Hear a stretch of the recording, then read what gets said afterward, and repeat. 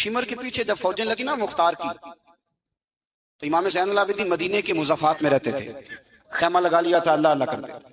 مختار کی فوجیں شمر کے پیچھے لگیں، گرمی کا موسم، گھوڑے پیچھے ہیں، چھپتا چھپاتا دوڑتا، گرمی میں تھوڑا بہت دوڑنا پڑے تو زبان باہر آ جاتا، اور انسان کے وجود کی عجیب کیفیت ہوتی۔ شمر ادھر آ گیا جہاں امام زین العابدین کا خیمہ تھا، اس نے دیکھا کہ ایک گھر ہے، چھپنے کی جگہ، دوڑ کے اندر داخل ہوا، امام مصلی پہ بیٹھے تھے، یوں نظر اٹھائی، کیا شان ہے رسول کریم کے گھرانے، کیا انداز ہے گھرانے کا، یوں نظر اٹھائی، فرمایا پردیسی پانی پینا ہے؟ بند کرنے والا تھا پانی پینا ہے؟ کہنے لگا پینا ہے۔ شمر کہتے میں سمجھا کہ پہچانا نہیں امام زین العابدین، پہچانا نہیں، وقت بدل گیا، حالت بدل گئی، وہ تاج و تخت والے آج رسوا ہیں۔ امام زین العابدین خود اٹھے، سننا اور یاد رکھنا، اٹھے، پیالے سے پانی، اپنے مٹکے سے پانی پیالے میں ڈالا، پھر ایک پیالہ دیا، پھر دوسرا دیا، اور پیو گے؟ تیسرا دیا۔ شمر کہتے جب میں سیر ہو کے پانی پی لیا نا تو مجھے تو گمان تھا نا پہچانے نہیں، تو میں اجازت لے کے باہر نکلا تو میں نا پانی تو پی لیا پر پانی پانی ہو گیا۔ ہم تو دشمن کو بھی پاکیزہ سزا دیتے ہیں، ہاتھ اٹھاتے نہیں، اسے اس کی نظروں سے گرا دیتے ہیں۔ کہتے ہیں کہ پانی پانی ہو گیا، یار میں نے پانی بند کیا، پیاس سے رکھا 3 دن اور مجھے پلا رہے ہیں، شرم آئی، اور میں نے کہا مار تو اب جانا ہی ہے، تو زین العابدین سے سچی بات نہ کر لے۔ میں اندر گیا تو امام پھر گردن جھکائے بیٹھے تھے، تو میں نے کہا زین العابدین شاید آپ نے پہچانا نہیں، تو امام صاحب نے نظریں اٹھائی تو آنکھوں میں آنسو تھے۔ فرمایا کیوں نہیں پہچانا؟ جب تو اندر داخل ہوا ہے تو مجھے 6 مہینے کا علی اصغر اسی وقت یاد آ گیا تھا، جب تو اندر آیا ہے تو میرے چچا کے کٹے ہوئے بازوؤں میں جو درد تھا اور میری پھوپھی کی آنکھوں میں جو آنسو تھے مجھے سارے یاد آئے تھے، اور وہ کہاں کربلا اور کہاں دمشق تم نے نیزے پہ لٹکا کے میرے باپ کا جو سار گلیوں میں گھمایا مجھے سارا یاد آیا تھا۔ شمر کہتا میں نے گھبرا کے کہا پھر پانی کیوں پلایا؟ پہچان کہتے تو پانی کو پلایا؟ کہتا یوں کر کے آنسو پوچھے امام نے، فرمانے لگے میری مجبوری ہے، میں ساقی کوثر کا نواسا ہوں، میری مجبوری ہے، مجھے پلانا تھا، میں مجبور ہوں اس لیے کہ مصطفیٰ کا نواسا ہوں۔ انہوں نے ہمیں سکھایا ہے کہ جو پانی نہ دے اسے پیالے بھر بھر کے پلانا چاہیے۔ کدھر گیا میرا اور آپ کا کردار؟ چھوٹے چھوٹے دل، اتنی اتنی بات میں جھگڑا۔ ہو سکتا ہے ساقی صاحب سے بھی میں ناراض ہو جاتا اگر سٹیج پہ بڑی کرسی نہ رکھتے، اتنا سا دل بس ہو سکتا ہے بگڑ جائے ایک دوسرے سے کہ مجھے بلایا ہی نہیں، نعرے نہیں لگائے، بندہ استقبال کوئی نہیں بھیجا۔ بھائی یہ تو چھوٹے لوگ اس طرح کی باتیں کرتے ہیں، یہ تو کچی پکی باتیں۔ جو آدمی بڑا ہوتا ہے وہ استقبال سے بڑا نہیں ہوتا، جو بڑا ہوتا ہے وہ بڑی کرسی سے بڑا، جو بڑا ہوتا ہے وہ آگے بیٹھنے سے بڑا نہیں ہوتا، صدر صدر ہی ہوتا ہے، وہ جہاں بھی بیٹھ جائے وہ صدر ہی ہے۔ ان چکروں سے باہر آئیں۔ اہل بیت اطہار کا اسوہ نور، خوبصورتی، بات کو سمیٹنا ہے چونکہ وقت عشاء قریب ہے۔ کیوں نکلے امام حسین یزید کے خلاف؟ یزید تو جامع مسجد دمشق کا خطیب تھا، پتہ ہے آپ کو؟ چلیں اب پتہ چل گیا، داڑھی والا آدمی، علماء جانتے ہیں، جبہ پہنتا تھا بڑا شاندار، حج کے خطبے دیتا تھا، حج کے۔ ہمارے تو حکمرانوں کو سورۃ اخلاص نہیں آتی، پھر بھی آپ کہہ کے دیکھیں، وہ کہیں گے سب سے زیادہ مذہب کا پتہ ہی مجھے ہے۔ یزید داڑھی والا، پگڑی والا، امامے والا، جبے والا، حج پڑھانے والا، تو امام آپ کو کیا ضرورت پڑی تھی اس کے خلاف نکلے اور اس طرح نکلے کہ بچے قربان کرا دیے؟ تو امام حسین کے سارے خطبے، سارے مدینے سے مکہ، مکہ سے مقام بیضا، وہاں سے کربلا، سارے خطبے وہی خطبہ پھر دمشق میں امام زین العابدین کا، وہی پھر مدینے میں امام زین العابدین کا۔ امام حسین فرمانے لگے یزید اللہ کی حدوں کو توڑتا ہے، رب کے حلال کو حرام اور حرام کو، آپ کے ملک میں کہا نہیں جاتا کہ مولوی گنجائش نکالیں سود کے بارے میں؟ اتنا بڑا جرم جس کو کہا گیا کہ اللہ رسول سے جنگ ہے، یہ اتنے بڑے حرام کو حلال کرنے جا رہے ہو، کہا یہ اللہ کی حدوں کو توڑتا ہے، نمازیں چھوڑ کے پڑھتا ہے، رنڈیوں کا ناچ دیکھتا ہے، مجرا جو آج کل گند ہر ایک موبائل میں آیا ہے۔ یہ امام حسین نے یہ خطبہ دیا، فرمایا کہ مجرے دیکھتا ہے، ناچ دیکھتا ہے، عیاشیاں کرتا ہے۔ اور پھر امام حسین نے فرمایا میں نے اپنی آنکھوں سے اسے مدینے میں شراب پیتے دیکھا۔ فرمایا جو اتنے بڑے کبائر کرتا ہو اس کے ہاتھ میں ہاتھ دے دوں؟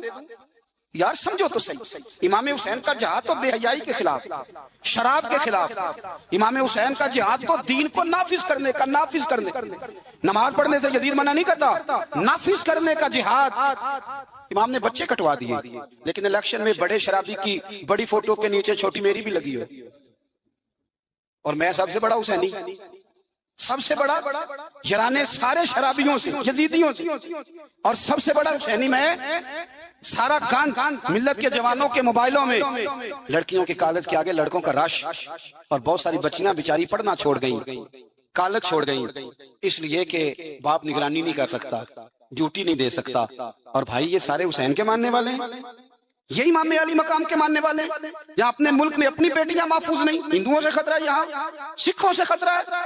او میرے عزیز یاد رکھ، اگر تو گند دیکھتا ہے، گند کو پروموٹ کرتا ہے، گند کی بات کرتا ہے اور اس بے حیائی کو فروغ دیتا ہے، تو قیامت والے دن امام حسین کا ہاتھ ہوگا، تیرا میرا گریبان ہوگا۔ حضرت علی اکبر میدان محشر میں کھڑا کر کے سوال کریں گے کہ میں نے بازو کٹوا دیے اور تیرے ہاتھ چلتے رہے گندگی کے لیے، اس کو پروموٹ کرتا رہا۔ حضرت علی اکبر سوال پوچھیں گے۔ نوجوانوں یاد رکھنا، نوجوان وہ نہیں ہوتا جو کہتا ہے کہ میں جدھر جاتا ہوں تو ادھر میں ہی میں ہوتا ہوں، مرضی سے سوتا ہوں، مرضی سے اٹھتا ہوں، مرضی سے کھاتا ہوں، 15 لڑکیوں کے میرے موبائل میں نمبر ہیں۔ یہ جوانی نہیں، یہ تو کمزوری ہے آپ کی، یہ تو نفس کی غلامی ہے۔ جوان تو وہ ہوتا ہے جتنا قد اونچا ہو اتنی نظریں جھکی ہوئی ہیں۔ جوان تو وہ ہوتا ہے جتنا زیادہ اللہ قوت دے، اپنے سارے معاملات کو، اپنی عقل کو، اپنی قوت کو وہ در رسول کا غلام بنا دے۔ محمد بن قاسم آئے یہاں لڑنے کے لیے، راجہ دہر سے مقابلہ، 17 سال کا نوجوان، کتنے سالوں کا بول کے بتائیں؟ 17.5 سالوں کا منڈا کی کر لیندہ ویسے، برگر کھانے کے علاوہ، گھر میں لڑائی کرنے کے علاوہ۔ اور یہ غلطی ہماری ہے، ہمارے ہاں کوئی بڑا نہیں ہوتا، جب بچہ ہوتا ہے تو کہتے ہیں ابھی بچہ ہے، اس لیے غصہ کرتا ہے، اور جوان ہو جائے تو کہتے ہیں خون گرم ہے، بوڑھا ہو جائے تو کہتے ہیں انہیں پتہ ہی نہیں لگتا۔ تے سیانے ہونے دی کیڑی عمر ہے جی، وہ بھی بتا دیں، اس کا بھی کوئی بہانہ بتائیں، کب سمجھدار ہوگا؟ 17 سال کا نوجوان، عشق لگا سی کھیڈاں کھیڈ دی، تو پھر کھیڈاں بھول گئیاں، گجل پایا سی یار دے ویکھنے نوں، پھر وہ دی یاد وچ روندیاں ہی ڈول گئیاں، حیدر شاہ اس گلی کدے نہ رول دی، پر ہن تے رول دی رول گئیاں۔ محمد بن قاسم آئے تو ایک بزرگ نے دیکھا محمد بن قاسم بڑے پریشان ہے، کہنے لگے پتر خیر ہے؟ تو کہنے لگے حضور نہ تو رسموں کا پتہ ہے ہندوستان کے، اور سنا راجہ دہر کی فوج بھی بڑی مضبوط ہے، کیسے لڑوں گا؟ کہنے لگے بیٹے تو ہمت کر، میں دعا کروں، اللہ تیری مدد کرے۔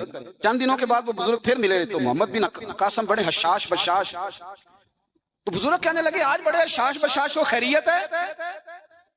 محمد بن قاسم کہنے لگے حضور مجھے پتہ چل گیا ہے، 2 سے 2.5 گھنٹے لڑے گا راجہ دہر پھر بھاگ جائے گا، اس سے زیادہ میرے مقابلے میں ٹھہرے گا نہیں۔ کہا کیوں؟ کہنے لگے میں نے پتہ کرایا وہ نظر کا گندہ ہے، انہیں معلومات کرائی ہیں، اس کی تو پھپھی کی، ماموں کی، خالہ کی، چچا کی بیٹی اس کی گندی نظر سے محفوظ نہیں، جن کے پیٹوں میں رزق حرام ہو اور آنکھوں میں بے حیائی ہو، وہ کبھی کسی میدان میں کھڑے نہیں رہ سکتے، 2 گھنٹے سے زیادہ کھڑا نہیں رہے گا۔ کہنے لگا حضور میں 17 سال کا نوجوان ہوں، یا میں نے کعبہ دیکھا ہے یا قرآن دیکھا ہے، اور جب دل زیادہ للچاتا ہے تو مصطفیٰ کی قبر انور کو دیکھا کرتا ہے۔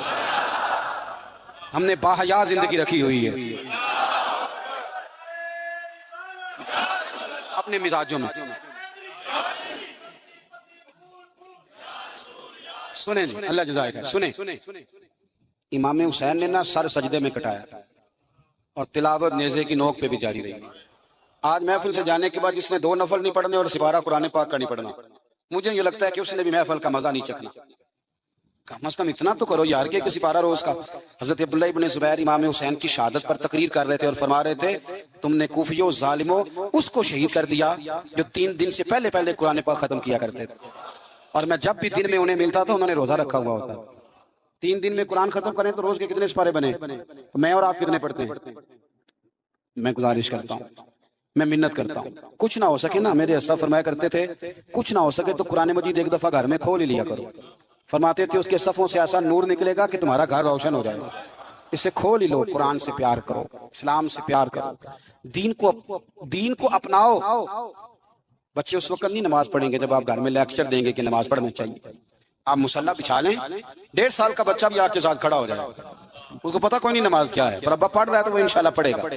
ماں سویرے قرآن مجید کھول لے، 3 سال کی بیٹی جس کو کچھ نہیں آتا وہ بھی سکاف لے کے نا اور سپارہ لے کے الف بات آسا پڑے گی۔ او میرے بھائی، پھر وہ جب 3 سال کی بیٹی اپنے باپ کے لیے ہاتھ اٹھا کے دعا مانگے گی نا تو مجھے لگتا ہے اللہ رحمتوں کے سارے دروازے کھول دے گا۔ اس لیے اپنی زندگی کو سجائیں، سنواریں۔ محبتیں تقاضا کرتی ہیں کہ محبوب کو تحفے دیے جائیں، محبتیں تقاضا کرتی ہیں کہ محبوب کے لیے قربانی دی جائے۔ وہ عاشق جھوٹا ہوتا ہے جو محبت تو کرتا ہے قربانی کوئی نہیں دیتا، وہ ناکام عاشق ہوتا ہے جو محبت تو کرتا ہے پر محبوب کے لیے کوئی تکلیف برداشت نہیں کرتا۔ میرے رسول کریم علیہ السلام نے نا، ہمارے ہاں لوگ سمجھتے ہیں جی میں لاڈلا ہوں، جی بھئی کیا مطلب؟ کہتے ہیں میں لاڈلا ہوں، مجھ سے پیار بڑا کرتے ہیں۔ آپ کو پتہ ہے لاڈلا کون ہوتا ہے؟ نبی پاک صلی اللہ علیہ وسلم نے فرمایا میں اپنے رب کا سب سے زیادہ محبوب ہوں اور سب سے زیادہ تکلیفیں بھی مجھے ہی آئی ہیں۔ لاڈلا اس کو کہتے ہیں جس کو آنکھوں پہ بٹھایا جائے، کہ لاڈلا تو وہ ہوتا ہے جسے تکلیف سے نہیں پڑتی، جو آزمائش میں ہوتا ہے، جو اذیت میں ہوتا ہے، وہ لاڈلا ہوتا ہے۔ حضور فرمانے لگے، سنو میری بات کو، اس کو سمجھو، فرمایا میں اللہ کا سب سے زیادہ محبوب ہوں اور سب سے زیادہ تکلیفیں بھی مجھے آئی ہیں، اس لیے کہ میں اس کا محبوب ہوں۔ بھائی یہ محبت کا رستہ ہے۔ اگر آپ لاڈلے ہیں تو بتاؤ پھر اذیت کتنی اٹھائی، اگر آپ لاڈلے ہیں تو تکلیف کتنی برداشت کی۔ جتنے لاڈلے ہیں حضرت آدم سے لے کر میرے محبوب تک، سب نے تکلیفیں اٹھائیں۔ حضور کے صحابہ نے بڑے غم سہے، زخم پہ زخم کھا کے جی، خون جگر کے گھونٹ پی، آہ نہ کر لبوں کو سی، یہ عشق ہے کوئی دل لگی نہیں۔ ہمارے ہاں نا لوگ سمجھتے ہیں موج لگ جائے گی لاڈلا بن جاؤں گا۔ بھائی یاری تیری سونا پر ازمیشاں بھی تیریاں آگ، اے سونا پرکھیا جامدہ ہی پہلو نہ لگاں دے لگ۔ آپ سمجھ لیں اس بات کو کہ یہ سراسر لاڈلا ہونے کا معنی سراسر امتحان ہے۔ نبی کریم صلی اللہ علیہ وسلم کی اہل بیت رب کریم کے بڑے محبوب ہیں اور نبی پاک کے بڑے لاڈلے ہیں، اور حضور کے جتنے بھی لاڈلے تھے وہ سارے آزمائشوں میں، سارے۔ لاڈلا وہ پیر صاحب کا بیٹا ہوتا ہے جو کرتا کراتا کچھ نہیں، وہ مادرزاد ولی ہے جی، لاڈلا ہے۔ مطلب کیا کہتے ہیں؟ یہ کچھ بھی نہیں کرتا، 4-5 بندے ہوتے ہیں جو اس کے جوتے اٹھاتے ہیں، ٹیشو پکڑتے ہیں، آگے پیچھے دوڑتے ہیں، یہ لاڈلا ہے۔ لاڈلا تو وہ ہے جس کو درد ہو، جس کو آزمائش ہو، جس کو تکلیف ہو، جو نکلا ہوا ہو، جو کچھ کر رہا۔ نبی پاک علیہ السلام کے اہل بیت لاڈلے، سیدہ عائشہ صدیقہ فرمایا کرتی تھی حضور کی ازواج میں سے حضور کو سب سے زیادہ پیار سیدہ خدیجہ الکبریٰ کے ساتھ۔ سیدہ خدیجہ الکبریٰ رضی اللہ تعالیٰ عنہ مومنوں کی مائیں ہیں۔ حضور علیہ السلام سے نکاح ہونے سے پہلے وہ مکے کی ملکہ شمار ہوتی تھی۔ سونا ہے، چاندی ہے، تجارت ہے، کاروبار ہے، گھر ہے، ہر چیز۔ آپ فرماتی ہیں 20 کنیزیں میرے پاس ہوتی تھی، میں نے کبھی پانی کا پیالہ بھی اٹھ کے نہیں پیا تھا، اور پھر میں لاڈلی ہو گئی نبی پاک، پھر لاڈلی ہو گئی، پھر حضور کی نظر کرم مجھ پر پڑی، پھر محبوب کریم علیہ السلام نے مجھے قبول فرمایا، اور پھر رنگ کیا بنا؟ ظہر کے وقت، ابن اسحاق کہتے ہیں ظہر کے وقت نبی کریم کی بارگاہ میں ساری دولت، ساری کنیزیں، سارے غلام حضرت خدیجہ نے دیے ظہر کے وقت۔ عصر سے پہلے پہلے میرے نبی نے سارا کچھ تقسیم فرما دیا۔ یہ بطور مثال بیان کرتے ہیں، فرماتے ہیں یوں سمجھو کہ ظہر کے وقت دیے اور عصر سے پہلے پہلے حضور نے بانٹ دیے۔ وہ بی بی جس نے کبھی بھی پانی کا پیالہ نہیں پیا تھا، پھر وہ گھر میں جھاڑو دیتی، پھر وہ چولہے میں آگ جلاتی، اور پھر وہ خاتون، دیکھیں نا، بندہ غریب سے امیر ہو جائے تو گزارا ہو جاتا ہے، اور امیر سے غریب ہونا پڑ جائے بڑی مشکل ہوتی ہے۔ حضرت خدیجہ الکبریٰ نا باورچی خانے سے کھانا پکا کے نکلی، چولہا جلایا، اور جب نکلی تو 17 پیبند تھے پورے وجود پر کپڑوں کے۔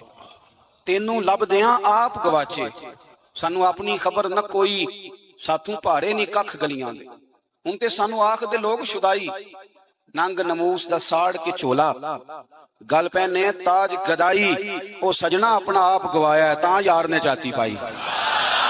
نبی کریم صلی اللہ تعالی علیہ وسلم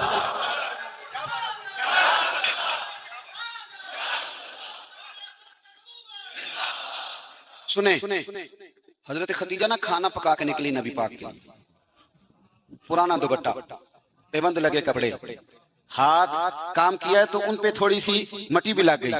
بی بی صاحبہ کھانا پکا کے جب لائی نا حضور کی بارگاہ، ادھر دیکھنا میری طرف، بارگاہ، یہ بیٹی کو سکھاؤ، یہ بیٹی کو، یہ دیسیاں بیویوں کو بتاتے ہیں کہ بیٹی کو سکھاؤ، اسے پتہ چلے کہ جب عورت خود خامن کے لیے کھانا پکا کے لے جاتی ہے تو پھر اسے اعزاز کیا ملتا ہے۔ حضرت خدیجہ الکبریٰ وہ کھانا پکا کے لائیں، اور جب نبی رحمت علیہ السلام کے سامنے کھڑی ہوئی نا تو حضور غور سے چہرہ دیکھنے لگے، غور سے۔ حضرت خدیجہ عرض کرنے لگی حضور کیا دیکھ رہے ہیں؟ فرمایا خدیجہ دیکھ یہ رہا ہوں کہ آپ کے آنے سے پہلے پہلے جبریل امین آ گئے، اور وہ کہہ رہے تھے کہ یا رسول اللہ خدیجہ کھانا پکا رہی ہے، جب لے کے آ جائے تو اسے اس کے رب کا سلام کہہ دیجیے گا، اسے اس کے رب کا سلام دے دیں۔ کیوں؟ اس لیے کہ جب آپ قربانی دیتے ہیں، جب آپ اثار کرتے ہیں، جب آپ کچھ کر کے دیتے، میرے معاشرے میں، میرے زمانے میں میری طرح کے سینکڑوں لوگ ہیں جن کی موجیں لگی ہوئی ہیں، کیا کرایا کچھ نہیں، کچھ بھی نہیں، ہم نے نا دین سے کچھ لیا ہے، دیا نہیں، اور ہمارا آج بھی لینے کا شوق ہے، دینے کا نہیں۔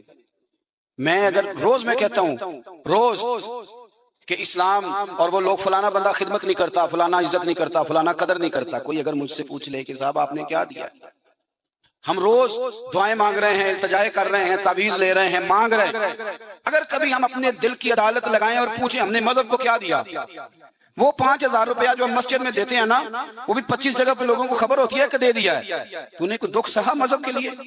کوئی پتھر کھایا تو نے دین کے لیے؟ کبھی کانٹوں پہ چلا تو مذہب کے لیے؟ کبھی تو آگے بڑھا؟ دین نبی دا بانگ یتیمہ رووے تے کرلاوے تے آخے میں کتھوں لباں عمر بہادر جیڑا مینوں سینے لاوے۔ تو حال ہی کوئی نہیں، کوئی پوزیشن نہیں۔ جو لوگ تھوڑا بہت دین کا کام کر رہے ہیں، علماء اور مشائخ، ان پر بھی ہماری تنقید سانس نہیں لینے دیتی، وہ بھی ہمارے نزدیک شاید وہ مخلوق ہی نہیں جس سے ہم پیار کریں، ہم انہیں حصہ نہیں بنانا چاہ رہے معاشرے کا، کبھی ان سے انسلاک نہیں چاہ رہے۔ دوستوں مذہب کو تو ضرورت ہے۔ میں سینکڑوں ایسے لوگوں کو جانتا ہوں جن کی بغل میں P H D, M Phil, M S C کی ڈگریاں ہیں، پر دین کی الف بات آسا کو نہیں جانتے۔ اور ہم کیا کر رہے ہیں؟ میری طرح کے بندے تقریریں کر رہے ہیں، وہ کہہ رہے ہیں لوگوں کو دیکھو جی قوم کتنی خراب ہو گئی، لوگوں کو جنازہ نہیں آتا۔ اگر کوئی مجھ کو کھڑا کر کے پوچھ لے کہ آپ نے کتنوں کو یاد کرایا، اس کا کیا جواب ہے میرے پاس؟ لوگوں کو جی دعائے قنوت نہیں آتی تو بھئی آپ نے کتنوں کو یاد کرائی؟ بتائیے کتنوں کو آپ نے مغرب کے وقت، عشاء وقت بلا کے کہا بھائی ادھر آؤ؟ ہمارے ایک بزرگ تھے تو ان سے کسی نے کہا حضور دین کی تبلیغ کس طرح کرنی چاہیے؟ بندہ سادہ تھا، فرمانے لگے تجھے علمی ماحول میں نہیں سمجھاؤں گا، تیری زبان میں سمجھاؤں گا، دین کی دعوت، دین کا پیغام، دین کی تبلیغ کیسے کرنی چاہیے۔ فرمانے لگے کم از کم اسی طرح کر لیا کرو جس طرح کسی سے ادھار پیسے لیتے ہو۔ کس طرح لیتے ہیں بلا؟ ٹیلی فون پہ کہہ دیتے ہیں 2 لاکھ دے جائیں، السلام علیکم بھائی جان آپ سے کام تھا، وہ کہتا بتاؤ، کہتے نہیں ٹیلی فون والا نہیں، بتاؤ کہاں ہو؟ وہ کہتا میں 1:30 بجے آؤں گا، کہتا میں 1:15 دروازے پہ کھڑا رہوں گا، پھر اس کے گھر پہنچ جاتا ہے، پھر جا کے اس دکھ سے اپنی کہانی سناتا ہے کہ شاید سامنے والا رو ہی پڑے، اور اکیلے میں۔ ایسے ہوتا ہے کہ نہیں؟ چلو نہ ہی کر دو مجھے پتا چلے کہ ہوتا ہے کہ نہیں؟ اس دکھ سے داستان سنائے گا کہ رو ہی پڑے وہ، اور پھر قسمیں اٹھائے گا کہ بندہ بڑا اچھا ہوں، واپس بھی ٹائم پہ کاٹوں گا۔ جب اپنے حق میں قائل کرنا ہو تو اس کے پاس درجنوں طریقے، اور اگر اللہ رسول کے حق میں قائل کرنا ہو پھر پتہ کیسے تبلیغ ہوتی ہے؟ دروازے پہ ایک بندہ کھڑا ہے، یہ نماز پڑھنے آ رہا ہے تو اس کو کہتا ہے وہ پڑھ لے کر نماز دینے پیسے کتنے کر دینی، یہ دعوت دے رہا ہے نماز کی۔ وہ کیا کہتا ہے؟ کہتا ہے جا تو اپنی قبریں پہنا ہے، میں اپنی قبریں پہنا۔ اس طرح دعوت ہوگی دین کی، اس طرح پیغام پھیلے گا۔ یہ جب ہم نعرہ لگاتے ہیں نا تاجدار ختم نبوت زندہ باد، یہ عقیدہ ہے، یہ اسلام کی اساس ہے۔ اور آپ کو پتہ ہے جب آپ نے کہا نبی پاک آخری نبی ہیں تو پھر آپ کی ذمہ داریاں کتنی بڑھ گئی، یہ پتہ ہے آپ کو؟ پھر آپ آرام سے گھر بیٹھ سکیں گے، پھر 10 گھنٹے کی نیند کریں گے، پھر آپ کے پاس ٹائم نکلے گا مریض جانے کا، پھر آپ کے پاس وقت ہوگا کہ آپ جا کے کسی ہوٹل پہ ہوٹلنگ کریں۔ حضور تو آخری نبی ہیں، اب دین کا سارا کام تو رسول اللہ کی امت نے کرنا ہے، تو امت کے پاس تو بور ہونے کے لیے بھی بڑا ٹائم ہے، فیس بک کے لیے بڑا ٹائم ہے۔ بھائی جتنے محبوب تھے، جتنے پیارے تھے، انہوں نے قربانیاں دی۔ سیدہ طیبہ طاہرہ حضرت فاطمہ الزہرا، یارو کائنات میں اتنا پیار، حضور کی 4 بیٹیاں ہیں، یہ چھوٹی تھی، جتنا پیار میرے نبی نے سیدہ سے کیا ہے کا لوگوں اس کو الگ نہ سمجھنا، فاطمہ تو بدعت منی، یہ میرے جگر کا ٹکڑا ہے، میرے وجود کا حصہ ہے، الگ نہ سمجھنا۔ لیکن جتنی تکلیف حضرت فاطمہ نے اٹھائی ہے، توجہ ہے میری بات پر؟ کسی نے پوچھا بی بی صاحبہ گھر سے کب نکلی پہلی دفعہ؟ کب نکلنا پڑا؟ تو حضرت فاطمہ رو پڑی، فرمانے لگی میری والدہ وصال کر گئی تھی، جناب ابو طالب کا انتقال ہو گیا، مجھے کسی نے آ کے خبر دی کہ فاطمہ حضور حرم کعبہ میں سجدے میں تھے اور کفار نے اونٹ کی وزنی اوجڑی، اونٹ کی اوجڑی وزنی ہوتی ہے، وہ لا کے حضور کے کندھے پہ رکھ دی ہے، مولا علی بھی مکے میں موجود نہیں، جناب صدیق اکبر بھی نہیں، تو فاطمہ چلو ذرا۔ تو حضرت فاطمہ کہتی ہیں چھوٹی سی عمر میں دوپٹہ اوڑھ کے، گویا برقع پہن کے میں گئی، اور فرماتی ہیں پھر جا کے میں نے رسول کریم کے سر اقدس سے اوجڑی اتاری۔ یہ شہزادی ہیں، یہ کائنات کی مالکہ ہیں، یہ جنتی عورتوں کی سردار ہیں، اور ان کی آزمائش تو دیکھو۔ فرماتی ہیں میں نے وہ اوجڑی اتاری، پھر حضور کو انگلی تھام کے میں لائی آب زمزم کے کنویں پر، پھر میں نے رسول کریم صلی اللہ تعالی علیہ وسلم کے سر اقدس پر زلفوں پر پانی ڈالا، پھر میں نے دھویا، اور کہتی ہیں جب میں نے نظر اٹھائی تو حضور رو رہے تھے، جب حضور روئے تو میں کھل کے روئی، تو پھر میں نے دعا کی ہے اللہ جس نے میرے بابا کو تکلیف دی انہیں تباہ و برباد کر دے۔ سجدہ فرمایا کرتی تھی جن کے لیے میں نے اس دن دعا کی تھی سارے بدر میں مارے گئے، بدر میں مارے گئے، ان کی تکلیف دیکھو۔ کون اتنا غریب ہے اس مجمع میں جس کی بیٹی اتنا کام کرے کہ ہاتھوں پہ چھالے پڑ جائیں؟ ہیں ویسے سب کی بچیاں دکھی، جس کو آپ ٹٹولیں گے وہی کہے گا دماد بڑا ظالم ہے، میری بیٹی تو لاڑوں میں پلی ہوئی تھی۔ ہے کوئی اتنا غریب جس کی بیٹی اتنا کام کرے کہ ہاتھوں پہ چھالے پڑ جائیں؟ پر سیدہ فاطمہ نے اپنے گھر میں مٹی گوند کے لیپا پوتی بھی کی۔ سیدہ فاطمہ نے چکی پیسی، چکی میرے ملک میں جس کو سزا ملتی ہے اسے چکی پیسنے پہ لگاتے ہیں، بی بی صاحبہ نے چکی پیسی، کہہ دیتے ہو سن لیتے ہو۔ کبھی پتہ ہے آپ کو کہ خاتون خامہ واشنگ مشین پر کپڑے دھوتی ہے تو رات کو کہتے ہیں 2 گولیاں لا دو پیناڈول، بڑی تھک گئی، او بھائی چکی پیس کے کھانا پکایا اور ایک وقت کھایا تو ایک وقت بھوک کاٹی، اذیت اور تکلیف میں وقت گزارا۔ حضرت مولا علی کا جب نکاح ہوا تو اپنا مکان کوئی نہیں تھا، مسجد میں سوتے تھے۔ حضرت عائشہ بن نعمان کا مکان محبوب نے لے کر دیا، اس میں وقت گزارا، تکلیفیں ہیں، آزمائشیں ہیں، لیکن جب دین کو کچھ دینے کی باری آتی ہے۔ حضرت سیدنا سلمان فارسی فرماتے ہیں نبی کریم علیہ السلام کے پاس مہمان آیا تو حضور علیہ السلام نے فرمایا میرے گھر میں ظاہری طور پر کچھ نہیں، جاؤ کہیں سے پتہ کرو۔ جناب سلمان فارسی فرماتے ہیں میں حضرت علی کے دروازے سے گزرا تو مولا علی پوچھنے لگے خیریت ہے؟ میں نے کہا مہمان آیا ہے۔ توجہ ہے میری بات پر؟ سمجھ آ رہی ہے آپ حضرات کو؟ مہمان آیا ہے، اس کے پاس کھانے کو کچھ نہیں، تو کہتے ہیں میں مولا علی سے باتیں کر رہا تھا تو سیدہ فاطمہ اندر سن رہی تھی، کہنے لگی علی انہیں روک لو، انہیں روکو۔ تو مولا علی پلٹ کے کہنے لگے فاطمہ 4 دن سے تو بچوں نے کچھ نہیں کھایا۔ فرمایا ان کی خیر ہے، مہمان کے لیے میرے پاس ہے۔ وَيُكْسِرُونَ عَلَىٰ أَنفُسِهِمْ وَلَوْ كَانَ بِهِمْ خَصَاصَةٌ، ان کے لیے میرے پاس ہے۔ کہا کیا؟ فرمایا گھر میں ایک بستر پڑا ہے، میں کون سا کبھی کبھار تو استعمال کرتی ہوں، جاؤ کسی کے پاس گروی رکھ دو یا بیچ دو۔ او یارو کب ایسا ہوتا ہے، لیکن قربانی قربانی ہوتی ہے۔ حضرت سلمان فارسی کہتے ہیں میں شمون یہودی کے پاس لے کے گیا، توجہ ہے نا میری بات پر؟ میں نے کہا یہ گروی رکھ لو یا خرید لو اور ہمیں ایک مہمان کے لیے 3 وقت کا کھانا دے دو۔ تو کہتے ہیں وہ خوشبو سونگ کے کہنے لگا کہاں سے آیا ہے؟ میں نے کہا مولا علی کے گھر سے۔ کہتے ہیں وہ دوڑ کے اندر گیا، پھر آیا، پھر گیا، پھر آیا، تیسری دفعہ واپس آیا تو اس کے ہاتھ میں کچھ صفحے تھے۔ میں نے کہا یہ کیا ہے؟ کہنے لگا میں نے تورات میں پڑھا تھا کہ محمد صلی اللہ علیہ وسلم اور اصحاب محمد آخری محبوب کا طریقہ یہ ہوگا، ان کے غلاموں کا طریقہ یہ ہوگا کہ وہ اپنی جان پر بوجھ برداشت کر کے بھی غیروں کی مدد کریں گے۔ میں نے ساری نشانیاں دیکھ لی تھی، آج یہ نشانی بھی پوری ہو گئی۔ سودا بھی لے جا، کمبل بھی لے جا اور مجھے بھی لے جا تاکہ جا کے میں مصطفیٰ کا کلمہ پڑھ لوں، حضور کا غلام ہو جاؤں۔ بھائی قربانی، اثار، کچھ دینا، دین کے لیے کچھ کرنا، اپنی خدمات کو پیش کرنا اور مخلص ہو کر، خالص ہو کر۔ یہ بہت زیادہ پوسٹر چھپتے ہیں نا جب ہمارے، اب ہم تو منع میری نہ کر سکتے، 20 30 آدمی بھیا کا وقت ویڈیو بناتے ہیں، تو کسی وقت نہ شیطان حملہ بھی کرتا ہے، وہ کہتا ہے دیکھا کتنی بلے بلے اس شہر میں بھی اتنے لوگ تھے، فلانی جگہ بھی۔ یہ بڑی مصیبت ہے، آپ کو اپنے آپ کو روک کے رکھنا، کہیں کھڑا کرنا، یہ ایک بہت بڑی آزمائش ہوتی ہے۔ اس لیے ملا رومی نے پورا کلام لکھا ہے، وہ کہتے ہیں زوال والے پر تو آزمائش ہی کوئی نہیں ہوتی، آزمائش تو ہوتی عروج والے پہ، زوال والے کو کیا۔ لیکن کبھی کبھی اکیلے بیٹھ کے سوچتے ہیں کہ اتنا کچھ لے لیا ہے تو مذہب کو دیا کیا، ہم نے دیا کیا۔ آپ یقین کریں مذہب پر جو نظریاتی حملے ہیں، نظریاتی آپ کی سوچ سے زیادہ ہیں، جو فکری حملے ہیں، فکری، ہر چوتھا آدمی اٹھ کے سوال جواب کر رہا ہے، چوتھا آدمی۔ میں دیانتداری سے کہتا ہوں، ذمہ داری سے، جتنے عوام کو میں جانتا ہوں وہ دل پہ ہاتھ رکھ کے آج بھی ان کو انشراح صدر ہی نہیں۔ آج تک بہت سارے لوگ ایسے ہیں جو آج تک دل سے اس بات پر راضی نہیں کہ ملک میں نظام مصطفیٰ نافذ ہو رہے ہیں۔ میں حکمرانوں کی بات نہیں کر رہا، میں اپنی اور آپ کی کر رہا ہوں۔ کتنے فیصد لوگ ہیں جو یہ چاہتے ہیں؟ سوال ہی نہیں پیدا ہوتا، ہمارا مزاج ہی نہیں ہے، انشراح صدر ہی نہیں لوگوں کو نصیب۔ کتنے لوگ ہیں جو کہتے ہیں کام چل رہا ہے بس چلنے دو۔ دین کے لیے خدمات کرنا، اپنا آپ پیش کرنا، 2 لفظ بول کے تائید کرنا، کسی مسجد سے پیار کرنا، کسی مدر۔ یہ ہمارے یہاں زلزلہ آیا کشمیر میں، ایک مدرسہ بھی ٹوٹ گیا، 25-26 بچے زخمی ہوئے۔ جتنی تنظیمیں انسانی حقوق کی گئی ہیں وہ آپ کو سب زخمیوں کے سرانے کھڑی نظر آئیں گی، طالب علموں کے سرانے نہیں۔ جتنا استحصال مدرسے کے بچوں کا کیا جاتا ہے، جتنا چھوٹا اور ہلکا انہیں جانا جاتا ہے، اسی مسجد میں جس میں یہ اعلان ہو رہا ہوتا ہے نا کہ مسجد کے بچوں کے، مدرسے کے بچوں کے پیروں تلے فرشتے پار بچھاتے ہیں، اسی مسجد کی کمیٹی نے مدرسے کے بچے کے سر پر کھال بھی رکھی ہوئی ہوتی ہے، بھئی اس کے پیروں کے نیچے فرشتے نے پار بچھایا، تو نے اس کی گردن پہ کھال رکھ دی ہے۔ غور تو کرنا، اس کا احساس کتنا تھا، تو نے کہاں کھڑا کر دیا میرے بھائی؟ دین کا وہ وقار، دین کا وہ احساس، دین کی وہ شان۔ میں تکلیف سے بات کرنے لگا ہوں، تکلیف سے۔ ادھر دیکھو میری طرف، خالی پاکستان ہے کہ اسلامی جمہوریہ؟ چلیں آپ ہی نہیں اتفاق کر رہے تو آگے کیسے جانا ہے؟ بولے ہی نہیں آپ۔ کیا نام ہے ملک کا؟ بولیں۔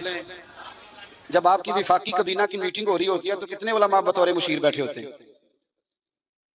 کتنے؟ کبھی کوئی ایسا تذکرہ ہوا ہے؟ آپ کیا اس مکتبے کی یہ جو شعبہ ہے زندگی علماء والا، اس کی آپ ضرورت نہیں محسوس کرتے کہ یہ بتائیں کہ یہ جو بل پاس ہونے لگا ہے اس کے بارے میں نبی پاک کا طریقہ مبارکہ کیا ہے، حضور کے ارشادات عالیہ کیا ہیں، دین کا منشا اس کے بارے میں کیا ہے؟ ہمارا مزاج نہیں، ہمارا ذوق نہیں۔ میرے عزیز، دین کے لیے کچھ کرنا، اپنے مذہب کو سپورٹ کرنا، اس کی فکری سرحدوں کی حفاظت کرنا۔ میں بکری سوچے دیکھتا ہوں نوجوانوں کی، اور بہت سارے بچے آ کے کہتے ہیں حضرت جی دلوں میں ایسے خیالات آتے ہیں اگر زبان پہ لائیں تو شاید لوگ ہمیں قتل کر دیں۔ وجہ کیا ہے؟ وجہ یہ ہے کہ ایک منظم سازش کی گئی، ایسی باتیں چھوڑی گئی جنہوں نے ذہنوں میں انتشار پیدا کیا، جنہوں نے لوگوں کو تباہ کیا۔ میرے رسول پاک سید عالم صلی اللہ علیہ وسلم کے خاندان نے کمال قربانی دی، ایک شخص نے آگے بڑھ کے، کیوں بھلا؟ اس لیے انہیں سمجھ آ گئی تھی مصطفیٰ کا نظریہ بڑا ہی سچا ہے۔ جب تک یقین کامل نہیں ہوتا تب تک قربانی نہیں دی جا سکتی۔ اور پھر ان لوگوں نے نا دین کو اپنے اوپر طاری کیا۔ میرے ملک میں دین منایا جاتا ہے بڑے شوق سے، منانا بھی چاہیے، 12 ربیع الاول کو منانا چاہیے، بلکہ میں تو کہتا ہوں اب یہ مسئلہ نہ پوچھا کرو کہ میلاد کرنا چاہیے کہ نہیں کرنا چاہیے، اب یہ پوچھا کرو کہ جھنڈیاں وضو کر کے لگانی چاہیے کہ بغیر وضو کے بھی لگ جاتی ہیں۔ تو یہ پوچھا کرو بھائی، اب آگے بھی بڑھو کہ ساری زندگی یہی رہنا ہے۔ 7 پوچھتے ہو گئیں، 10 پوچھتے میلاد منا رہے ہیں ہم لوگ، ابھی تک پوچھ رہے ہیں لوگ ہر ربیع الاول میں، تو بھائی کھل کے مناؤ۔ لیکن یارو، ایک شخص نا انڈیا کا 10 سال وزیر اعظم رہا، پگڑی والا تھا، سکھ، 10 سال۔ سڈنی میں ایک سربراہ کانفرنس منعقد ہوئی تو سکھ سے کسی نے پوچھا کہ یہاں سارے پینٹ کوٹ والے ہیں، تو داڑھی پگڑی میں عجیب نہیں لگتا؟ اور اب عام آدمی نہیں تھا، پی ایچ ڈی تھا، پڑھا لکھا تھا۔ سنو، کہنے لگا منسٹریاں تو آتی جاتی رہتی ہیں پر گرو کا دھرم کون چھوڑے؟ تو شادی پہ ٹوپی چھوڑ جاتا ہے، تو پگڑی پہ سنت، تو برات والے دن ہی سنت بھول جاتا ہے، تجھے یاد ہی نہیں رہتا۔ یعنی کول ہو گئے تو مولوی منگاؤ، 10 آیا تو نعت خواں بلا لو، 6 آیا تو قاری صاحب، کیوں جی؟ دکھ کا موقع ہے، اور جب خوشی کا موقع ہو، سکھوں کا رشتہ اللہ رسول سے نہیں، تازہ کا حج کر کے حاجی صاحب آئے ہیں تازہ، اور ان کے بچے کی شادی ہے تو ان سے پوچھا حاجی صاحب وہ مہندی والے دن بچوں نے بڑی تباہی کرتے، میں تے ڈیرے تے سن، میں نہیں پتا منڈے کی کردے سن، حاجی بھی کیتی جاندے ہو تے لو بھی پیتی جاندے ہو، کھو کے مال یتیماں دا تے بھیج مسیتی جاندے ہو، پھٹ دلاں دے سیندے نہیں تے ٹوپیاں سیتی جاندے ہو، نفس تے چھری پھیر دے نہیں تے دمبے کیتی جاندے ہو، فرض بھلائی بیٹھے ہو، نفلاں نیتی جاندے ہو، او دسو تے صحیح بلے شاہ نو ایک ہی کیتی جاندے ہو، وہ دسو تے صحیح بلے شاہ نو ایک ہی کیتی جاندے ہو۔ او صاحب دین کا یہ معیار ہے، کھول کے مناؤ، تو اپنانا کس نے؟ وہ کسی اور سے جا کے کہیں داڑھی رکھ لے۔ میرے پاس ایک صاحب جمعہ پڑھنے آتے تھے تو چھوڑ گئے، کچھ دنوں کے بعد ایک جگہ مجھے مل گئے، کہنے لگے میں جمعہ پڑھنے نہیں آ رہا، آپ نے پوچھا ہی نہیں۔ میں نے کہا جب آپ نے شروع کیا تھا تب بھی میں نے نہیں پوچھا تھا کہ کیوں شروع کیا، میں نے تو نہیں پوچھا تھا، مرضی سے شروع کیا تھا آپ نے، چھوڑ گئے تو تب بھی مجھے نہیں پوچھنا چاہیے تھا۔ ٹھیک ہے آپ کی موج ہے، چلو اگر آپ کا ارادہ ہے کہ میں پوچھوں تو بتائیں کیوں چھوڑ گئے؟ کہنے لگے آپ ہر جمعہ داڑھی کی بات شروع کر دیتے ہیں، مطلب کوئی بندہ مس بھی کر دیتا ہے۔ میں کہ تو نہیں مڑیا میں نے موڑ چھڑیا، یعنی داڑھی نہیں رکھی جمعہ چھوڑ دیا ہے، کہتا ہر جمعہ داڑھی کی بات۔ میں نے پھر اس سے کہا، میں نے کہا داڑھی کس کے نبی کی سنت بول کے بتائیں، تو کس کو کہے رکھنے کا؟ کسی پڑوسی کو، کسی اور مذہب والے کو، اور کچھ کو کسی نے کان میں بتایا کہ چھوٹی سے بھی کام چل جاتا ہے، داڑھی کا وزن ہوتا ہے۔ بولیں کبھی کسی نے آپ کو کہا کہ داڑھی میری بہت بڑی ہے تو میرے کندھے تھک گئے، تو رکھی ہے تو چھوٹی بھی رکھنی ہے تو بڑی تو میرے محبوب کا طریقہ ہے، ایک مٹھی داڑھی کے بغیر تو گزارا ہی نہیں، رکھ جو لی تو چھوٹی کا کیا مانا ہوگا؟ ویسے بھی جو حسن اور نورانیت مٹھی داڑھی میں پایا جاتا ہے، آپ کبھی تجربہ کر کے دیکھ لیں۔ آپ سفید داڑھی کو ایک طرف کھڑا کریں اور سیٹھ کو، نواب کو جو بیوٹی پارلر سے کلین شیو کرا اسے دوسری طرف کھڑا کریں، سلوٹ کرنے کو اسی کو دل چاہے گا جس کی داڑھی سفید ہو۔ ہاں، اور سنو بخاری مسلم کی حدیث، میرے رسول کریم سید عالم نور مجسم شفیع معظم صلی اللہ علیہ وسلم نے فرمایا، حضور فرمانے لگے، نبی کریم فرمانے لگے، لوگوں جس نے 3 لوگوں کی عزت کی۔ یا رسول اللہ کس کی؟ فرمایا عدل کرنے والے بادشاہ کی، قرآن کے عالم کی، اور سفید داڑھی والے مسلمان کی۔ فرمایا جس نے ان تینوں کی عزت کی سمجھے میں نے اپنے رب کا حیا کیا ہے۔ اتنی بڑی بات کر دی نبی کریم نے، اتنی بڑی بات، تھوڑی محبت۔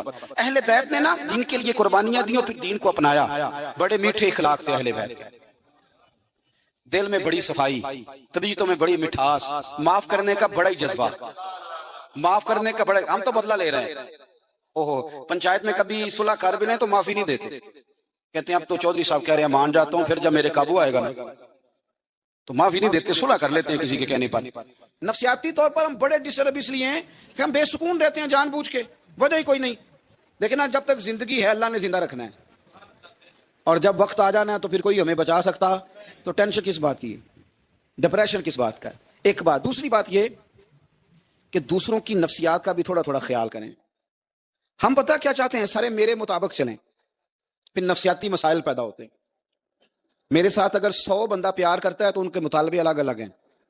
کوئی کہتا ہے جناب کو پیار ہی کرنا چاہیے، ہر ایک سے مسکرا کے ملنا چاہیے. کوئی کہتا ہے حضرت صاحب اتنا بھی پیار کریں تو لوگ نگل جاتے ہیں، تھوڑی ڈنڈی پٹی بھی ہونی چاہیے. دونوں قسم کے لوگ ہیں نا جی. ایک وہ شخص ہے جو کہتا ہے اتنا بڑا مجمع ہے تو 2 سیکیورٹی گارڈ بھی ہونے چاہیے. تیسرا کہتا ہے جی یہ عجیب عجیب لگتا ہے، ایک گارڈ رکھے ہوں کسی بندے نے، کسی بڑے آدمی. تو یہ ہر بندے کا مطالبہ. اب آپ نے کیا کرنا ہے؟ آپ نے لوگوں کے مزاج کی رعایت کرنی ہے. جہاں تک آپ پیار کر سکیں آپ نے کرنا ہے، جہاں تک محبت کر سکیں آپ نے محبت